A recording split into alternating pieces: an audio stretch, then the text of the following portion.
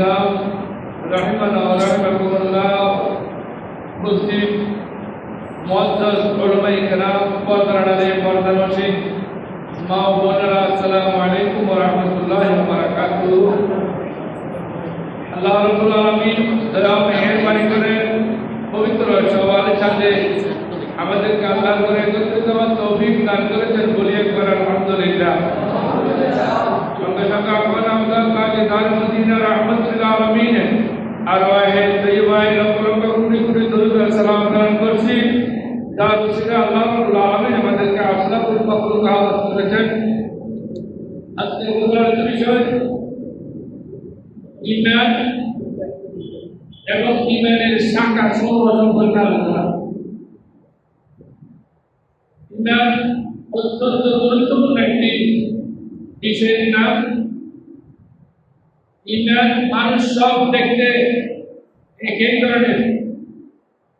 আল্লাহ রাব্বুল আলামিন কুরআন মাজিদে পাক করেছেন ইয়া আইয়ুহাল কাফিরুন, উম্মতে কিছু হলো কাফের আর কিছু হলো মুনাফিকিন ফি দারকিল আসফাল মিনান নার।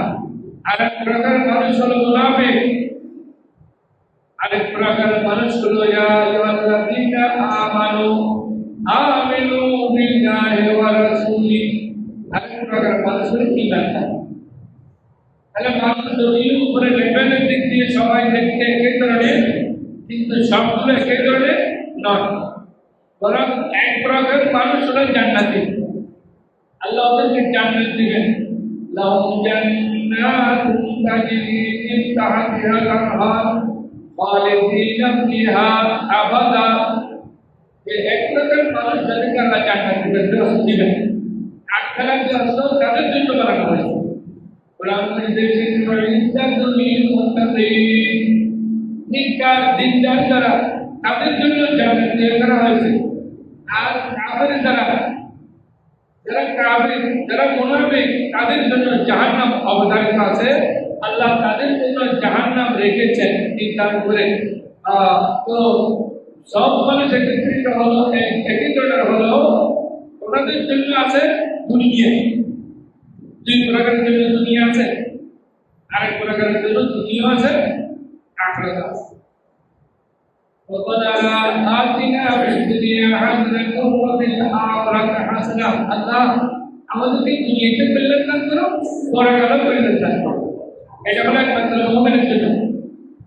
মুমিনদের জন্য দুনিয়ার আখিরাতের কল্যাণ মুমিনদের জন্য, আর পরকালের জন্য একমাত্র কল্যাণ আছে মুমিনের জন্য। কাফের মুশরিকের জন্য দুনিয়া আছে, আর মুমিনের জন্য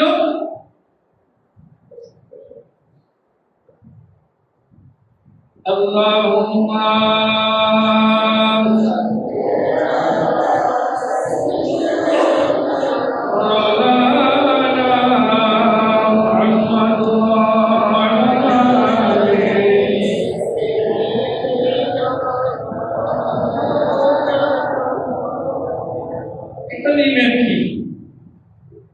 ঈমান শব্দের অর্থ যেভাবে লিখতেছে, ঈমান অর্থ হলো বিশ্বাস করা।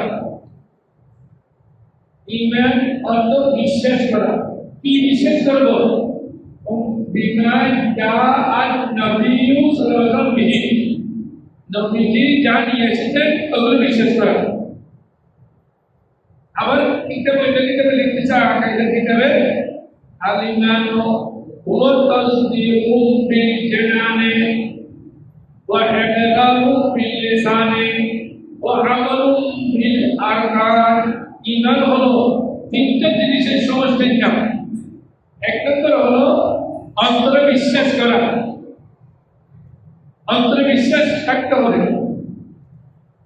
দুই নম্বর হলো মুখে স্বীকার করতে হবে যে আমি মুমিন, আমি ঈমানদার।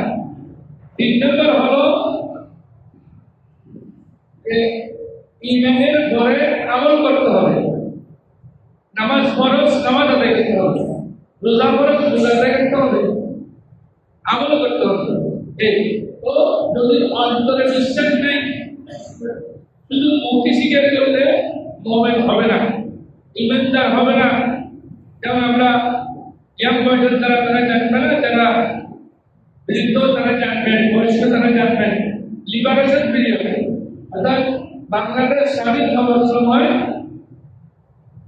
এখানে পাঞ্জাবি বিহারি ওরা এক এক ধরনের এক এক ধরনের দল है मुसलमान हो और हम नहीं मुसलमान है যে কলমা পড়ি লা ইলাহা ইল্লাল্লাহ মুহাম্মাদুর রাসূলুল্লাহ কলমা পড়ে গেছে, কিন্তু সেই মোমেন্ট না ইমানদার নয়, অন্য ধর্মের লোক কলমা শিখে ফেলছে যখন মাঝে ভয়ে সত্যের ভয়ে গুলির ভয়ে তারা লা ইলাহা ইল্লাল্লাহ মুহাম্মাদুর রাসূলুল্লাহ বলেছেন, কিন্তু অন্তর থেকে বলেন না, বলতেন মুখ থেকে, মুখ থেকে জবান থেকে বলছেন, শুধু মুখ থেকে, তাহলে ওরা মোমেন্ট হয়। ওরা চলে যাওয়ার পরে পাকিস্তানি যা চলে যাওয়ার পরে আবার আগে যেমন সেই ধরনের আছে। এখানে আমাদের দেশে ও আছে, ওগুলো বিভিন্ন জায়গায় আছে, স্বামী হলো মুসলিম, স্ত্রী হলো অমুসলিম, একজন ইমানদার আর একজন বেঈমান। এখন বিয়ে যদি হয়েছে, সন্তান হয়েছে, এটা কি বৈধ হবে? সম্পূর্ণ বৈধ, সম্পূর্ণ বৈধ।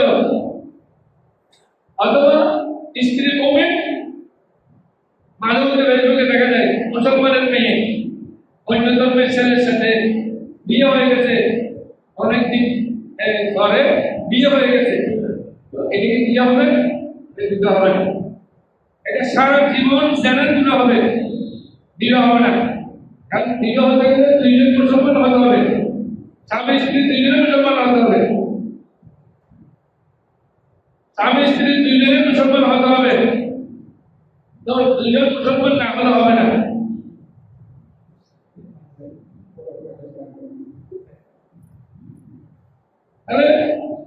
এখন এমনও দেখা যায়, আমরা এমনও দেখছি, এমনও পেয়েছি যে একজন স্ত্রী হলো হিন্দু, আমি নাম বলতেছি না, আর স্বামী হলো মুসলমান, দুইজনে সিনেমার অ্যাক্টর, সিনেমা করে। তো এখন সন্তান মায়ের গির্জাতে নিয়ে যায় আর বাবা মসজিদে নিয়ে যায়, নাউযুবিল্লাহি মিন যালিক। এটা কি ইমানদারের খাসলত? এটা কি ইমানদার বলে? সন্তানকে পাঠানি গির্জার দিকে, এখানে পেগোডার দিকে, ওদের হিন্দুদের আস্থানার দিকে, আর বাবা টানে মুসলমানের টুপি দিয়ে মসজিদে আনতে চায়। এখন এটা সম্পূর্ণ বৈধ, মুসলমানের সন্তান এগুলো করতে পারে না, এটা সম্পূর্ণ বৈধ। যা হোক, এখন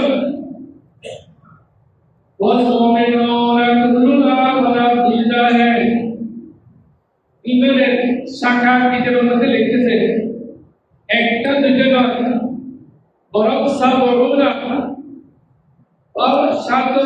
সাবউনা 70-এর উপরে বলছেন, কোন হাদিসে 60-এর উপরে বলছেন, তো 70-এর উপরে ইমেলের শাখা আছে, সবগুলোর উপরে বিশ্বাস রাখতে হবে।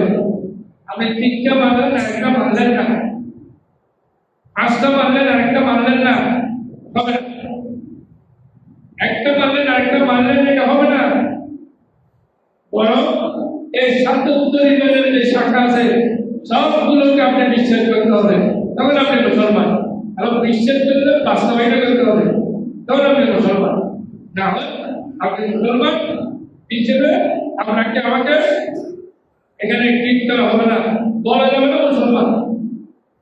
যেটা বলছেন সর্বপ্রথম হলো এক নম্বর শাখা হলো আল্লাহকে বিশ্বাস করা।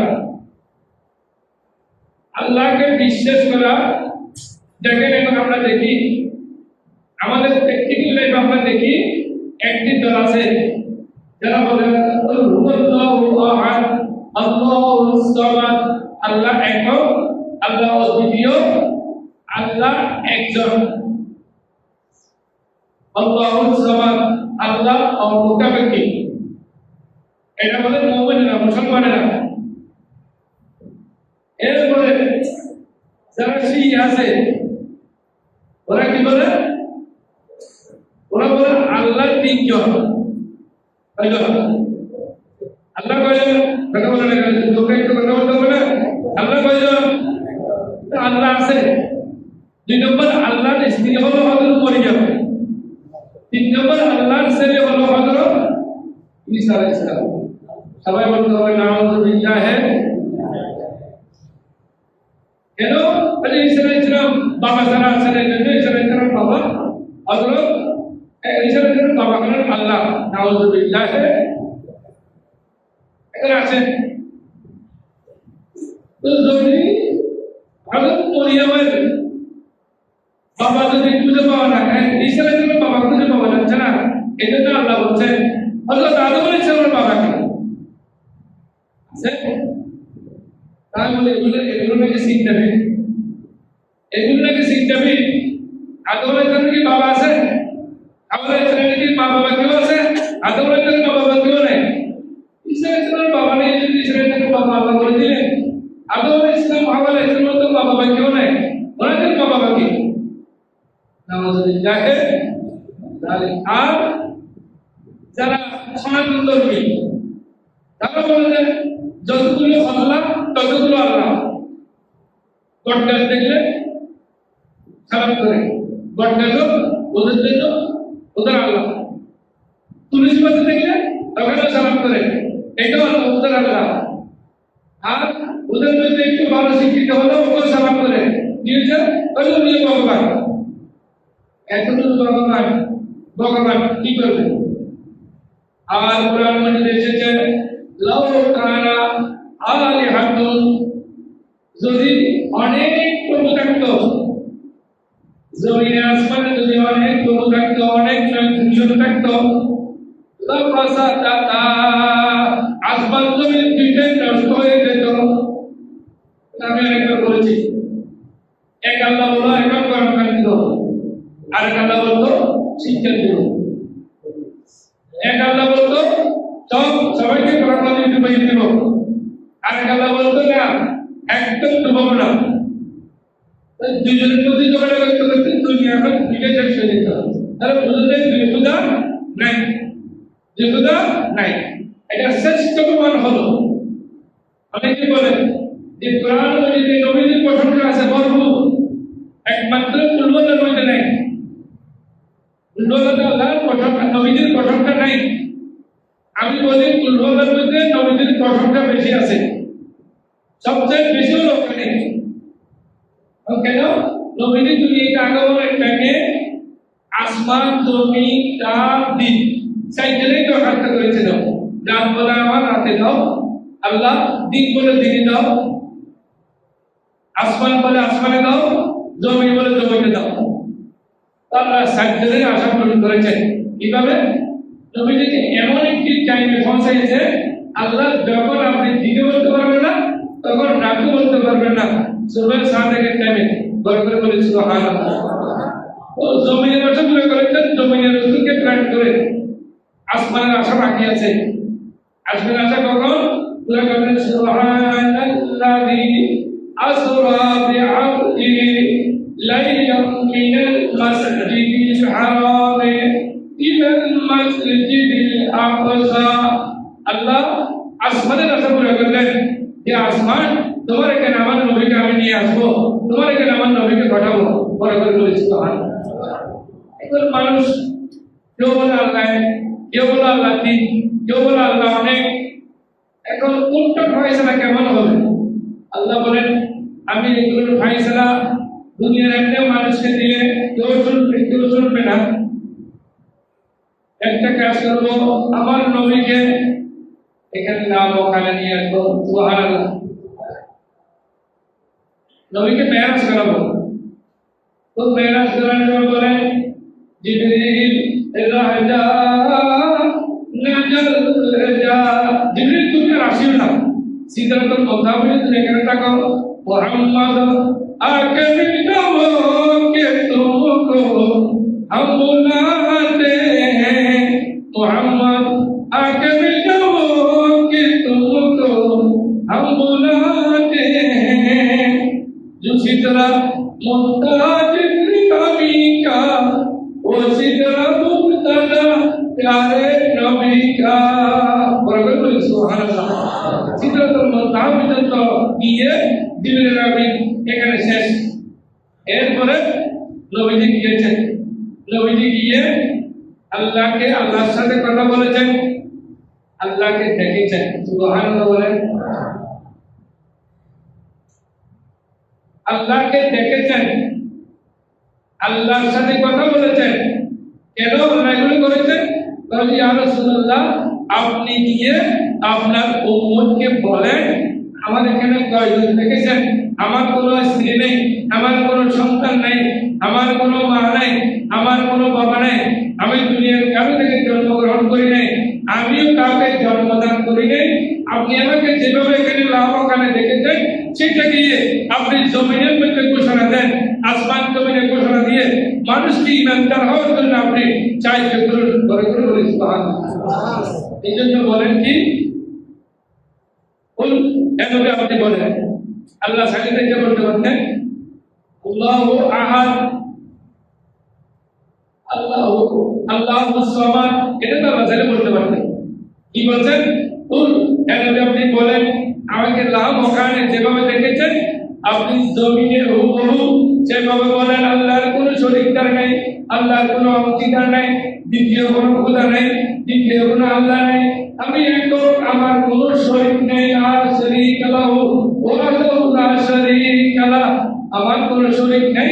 আপনি এটা গিয়ে দুনিয়ার মধ্যে পড়বেন, বলে বলে সুবহানাল্লাহ। আল্লাহ যে একক, এই কথা নবীজির জবানে আল্লাহ বলাইছেন, বলে বলে সুবহানাল্লাহ। নবীজির জবানে পাকে বলেছেন যে আল্লাহ একক, আমি দেখিয়েছি আল্লাহ একক।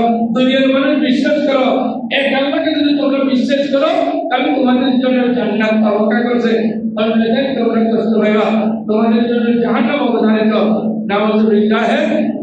এই বিশ্বাস না করার কারণে পৃথিবীর মানুষ, বেশিরভাগ মানুষ মুসলিম ছাড়া যারা অন্যান্য ধর্মাবলম্বী আছে ওদের জন্য জাহান্নাম রেডি আছে, কারণ ওরা এক আল্লাহকে বিশ্বাস করে না। এক আল্লাহকে বিশ্বাস করে অনেকে বলে পৃথিবী এত বড়, এটা আল্লাহ, একজন আল্লাহ কেমন করে সামাল দিবেন, আর বেটা তোমাকে কেমন করে আল্লাহ বানাইছে তুমি এটা চিন্তা করো, আল্লাহ কেমন করে সামাল দিবেন আল্লাহ জানে। তুমি কি প্রাকৃতিক সৃষ্টি, এই সৃষ্টি ওই সৃষ্টি, মুসলমানের ছেলে কেন প্রাকৃতিক সৃষ্টি বলে?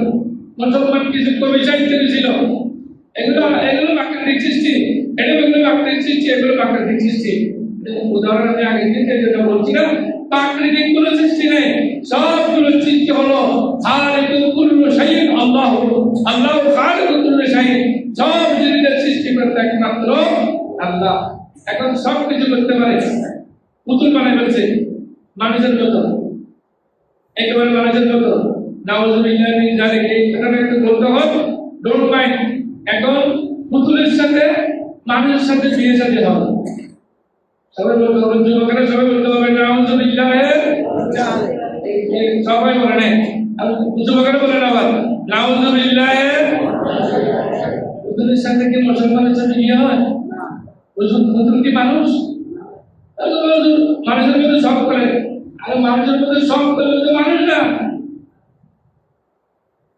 বিয়ের সাথে হওয়ার জন্য দুইজন মানুষ হতে হবে, একজন নারী হতে হবে, একজন পুরুষ হতে হবে। একজন নারী একজন পুরুষ হলে তখন বিয়ে সাথে হবে। এখন পুতুলের সাথে যে বিয়ে সাথে হচ্ছে, আপনি কোন জায়গায় মুসলমান, কিসের মুসলমান আপনি?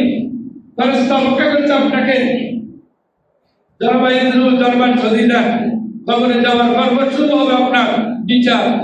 এটা আপনি পুতুলকে বিয়ে করার জন্য আপনাকে কে বলছেন? এটা বিধর্মীদের কাজ, মুসলমানের কাজ এখানে। যাক আল্লাহ এদের ভিতরে কামিল। বলেন আল্লাহ বলেন ওয়াল মুমিনুনা কুল্লুন আমানা বিল্লাহ। আল্লাহ বলেন মুমিন কারা? মুমিন হলো ওরা যারা আল্লাহকে বিশ্বাস করে। মুমিন হলো ওরা যারা আল্লাহকে বিশ্বাস করে, আল্লাহকে আপনি হিসেবে বিশ্বাস করে, এরা হলো মুমিন। তাহলে অন্য ধর্ম বলে ওরা আল্লাহকে মানে, মানে একক মানে না, আল্লাহ যে একক এটা কোনোদিন মানে না ওরা। কেউ বলে তিনজন, কেউ বলে কোন দেবতা আছে, এটা হলো কৈলের দেবতা, এটা হলো পানির দেবতা, এটা হলো বৃষ্টি দেওয়ার দেবতা, এটা হলো খাদ্য দেবের দেবতা, এটা হলো এমন দেবতা, ওইটা এমন দেবতা, সব দেবতা। কথাকে ওরা মানে এই জন্য ওরা মুমিন নয়। মুমিনের জন্য রয়েছে দুনিয়া এবং পরকাল থেকে রয়েছে মুমিনের কল্যাণের জন্য। আল্লাহ হেদায়েত করুন, আমিন বলেন। ইয়া আইয়ুহাল্লাযীনা আমানু আমিনু বিল্লাহি, ঈমানদারেরা, হে ঈমানদারেরা, তোমরা ঈমান আনো আল্লাহর প্রতি। আচ্ছা, যে বাপ খেয়েছে তাকে যদি বলি আমি এই বাপ খাও, আপনি আমার বাপ খান, বলে বলবো কি রে, আমি বাপ খেয়েছি, বলতে চাপ কি বলে আমার বাপ খাইতে বলে, তাহলে নিশ্চয় আপনার বাপ খাওয়া বলে ছুটি হয়েছে। আপনি বাবা উপলব্ধ তৈরি করে খাইতে বাপ খাইতে পারেন নাই, বাপ খেয়ে আপনি সন্তুষ্ট হতে পারেন না, আবার বাপ খাইতে বলছেন। তো আপনি ঈমানদার ঠিক আছে, আমাদের দাদা ঈমানদার ছিল, লা ইলাহা ইল্লাল্লাহ মুহাম্মাদুর রাসূলুল্লাহ বিশ্বাস করেছেন। আর আমার বাবা ঈমানদার ছিল, এই জন্য আমি ঈমানদার। আর আপনি ঈমান নিয়েছেন গর্ব, কি গর্ব। এখন আমরা এমন এক ক্রান্তিকাল অতিক্রম করছি যেখানে কিছু কিছু শাইখেরা ফতোয়া দিচ্ছে লা ইলাহা ইল্লাল্লাহ মুহাম্মাদুর রাসূলুল্লাহ, এটা কোনখানেই নাই, এটা বলা যাবে না। এটা কিছু আমরা বলি না, বিশ্বের সব জায়গায় বলে। আমেরিকা, আফ্রিকা, যে কোনো জায়গায় মানুষকে যখন মানুষ যখন মুসলমান হতে আসে, তখন ওখানকার ইমাম সাহেব, ওখানকার আলেম ওলামারা ওরা বলেন লা ইলাহা ইল্লাল্লাহ মুহাম্মাদুর রাসূলুল্লাহ বলেন না। আর বাংলাদেশের চার পাতা বড় মুক্তি, নামের মুক্তি, কাজের কিছু না। এই শয়তানের এখন বলে আপনি লা ইলাহা ইল্লাল্লাহ মুহাম্মাদুর রাসূলুল্লাহ বলতে পারবেন না, এখানে লিখতে পারবেন না, লা ইলাহা ইল্লাল্লাহ মুহাম্মাদুর রাসূলুল্লাহ লেখা যাবে না। এই সাইলেন্ট মুক্তি এগুলো ফতোয়াবাজি করে, শয়তানের ফতোয়াবাজি করে। এই শয়তানের ফতোয়া যাচ্ছে যে আমরা কি বেশি আলেম না রাসূল পাকের সাথে যারা ছিলেন ওরা আলেম বড়? সাহাবায়ে কেরাম বেশি জানতেন না আমরা বেশি জানি? এরপরে যারা ছিলেন তাবিঈন ওরা বেশি জানেন না আমরা বেশি জানি? এরপরে তাবিঈন ওরা বেশি জানেন না আমরা বেশি জানি? কেউ বলে নাই, একমাত্র এই বাংলাদেশি গুটি কয়েক খাতে করা কয়েকজন এগুলো শায়ক। এই শয়তানের এখানে কলমা পর্যন্ত স্বীকার করে, কালেমা পর্যন্ত স্বীকার করে শয়তানেরা। আল্লাহ ওদেরকে কি দিয়ে বানিয়েছেন? আল্লাহ আমাদের বোঝা আছে না, বুঝবে বলে এক এক কথা বলে দেয়, ওগুলো আমাদের জবান মুখ দিয়ে বের হয় না। আল্লাহ আমিন বলেন। এরপরে আল্লাহ বলছেন আমানু বিল্লাহ, আমানু ইয়া আইয়ুহাল্লাযীনা আমানু, হে ঈমানদারেরা, আমিনু বিল্লাহ, তোমরা আবার ঈমান আনো। আবার কি করো? তো যেমন বলে মুসল্লি সাহেব, আপনার কাপড়টা দিয়ে আসুন। ওই কেন আসুন? এটা তো আমি কাপড় নিয়ে আসছি। আসার সময় কাক আপনার কাপড়টা নষ্ট করে দিয়েছে, আপনি আমার কাপড় দিয়ে আসেন। তো অনেক ঈমানদারের ঈমান নষ্ট হয়ে গেছে অনেক আগে, এরাও জানে না। ঈমান যদি মজবুত না হয় আপনার দুনিয়া আখিরাতের কোনো জিনিস কাজে আসবে না। ঈমান মজবুত হতে হবে, এক নম্বরের ঈমান আপনার সাহাবায়ে কেরাম ভাইয়ের তওবা করে, এমনকি বাবা কাফের হওয়ার কারণে অনেক মুসলমান যখন জিহাদের মধ্যে বাবাকে মেরেছে, বাবাকেও জবাই করে দিয়েছে, কারণ ঈমান করছে, জবাই করে দেন, তখন যুদ্ধ চলে, তখন জিহাদ চলে। আবার এখন না, নাউযুবিল্লাহ, আবার এখনো আছে কিছু সুপুত্র যারা বাবাকে কষ্ট দেয়, নির্যাতন চালায়, 3 ভাই 4 ভাই মিলে বাবাকে মারে, এমন বেকুব আছে। নাউযুবিল্লাহ বলবেন না? দুনিয়ার সাথে আখরাত আছে। ওইগুলো ঈমানের কথা ছিল, এই জন্য ঈমানের ব্যাপারে কারো কোনো আমল নেই। আপনার ভাই যদি বেঈমানটাকে এর সাথে আপনার দুনিয়াবি কাজ কাম করতে পারবেন, কিন্তু পরকালের কোনো কাজের সাথে আপনি করতে পারবেন না। ঈমান বলতে আপনার ঈমান মজবুত ঢলবল হয়ে যাবে, আপনার ঢলবল হতে পারবে না। ঈমানটা মজবুত থাকতে হবে।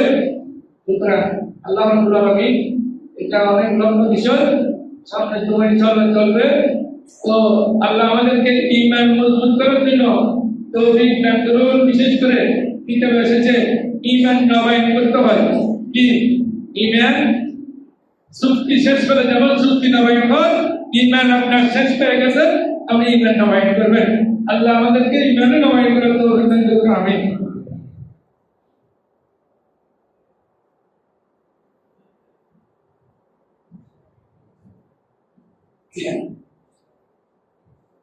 জনাব মোহাম্মদ শাহাব বিদেশে যাবেন, আল্লাহ সহি সালামতে বিদেশ যাওয়ার জন্য তৌফিক দান করুন, আমিন। মেহরবানি করে আল্লাহ রহমত করম করে দয়া মেহরবানি